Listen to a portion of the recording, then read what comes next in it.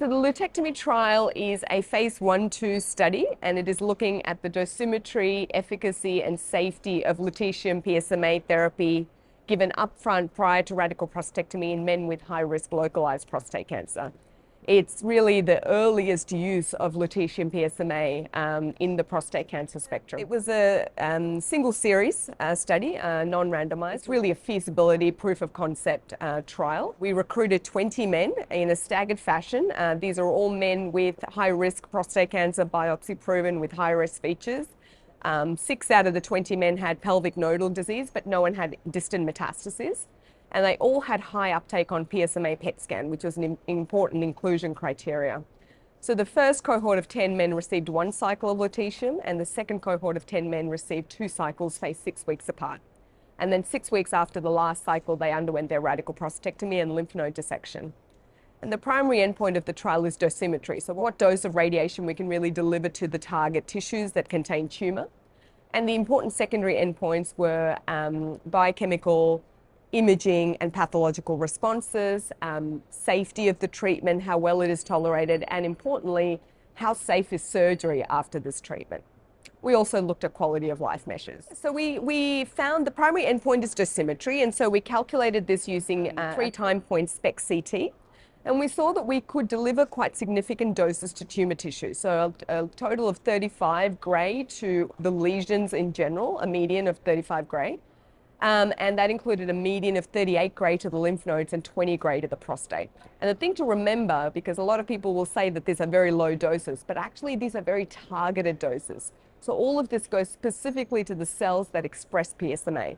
And that's the difference and what makes this treatment unique over other forms of treatment, such as external beam radiation or brachytherapy.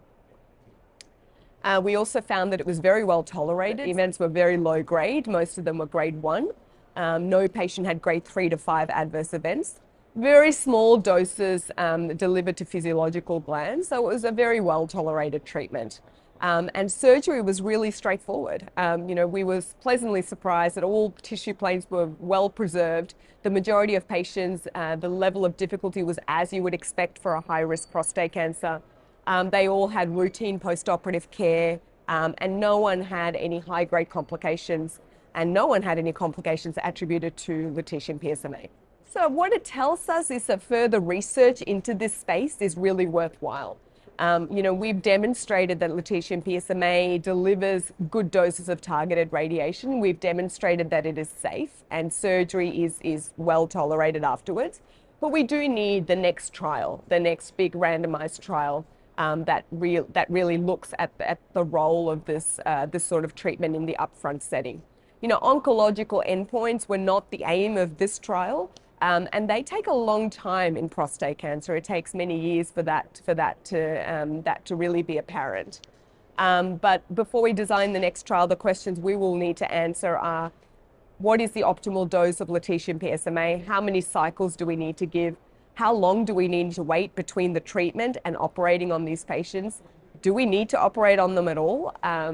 And how do we better select these patients for treatment? So these are the sort of questions I think over time we will need to answer before this becomes, a treatment strategy. It was a major collaborative effort from a lot of people. The primary investigators of this trial are Declan Murphy and Michael Hoffman, and they dedicated a lot of their time and energy to completing this trial.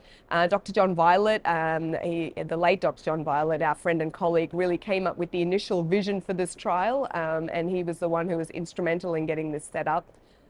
We had some great support from our major funders, which were the Movember Foundation and the E.J. Whitten Foundation, as well as Novartis and ANSTO, and the Prostate Cancer Foundation for supporting me. So it was really a fantastic collaborative effort.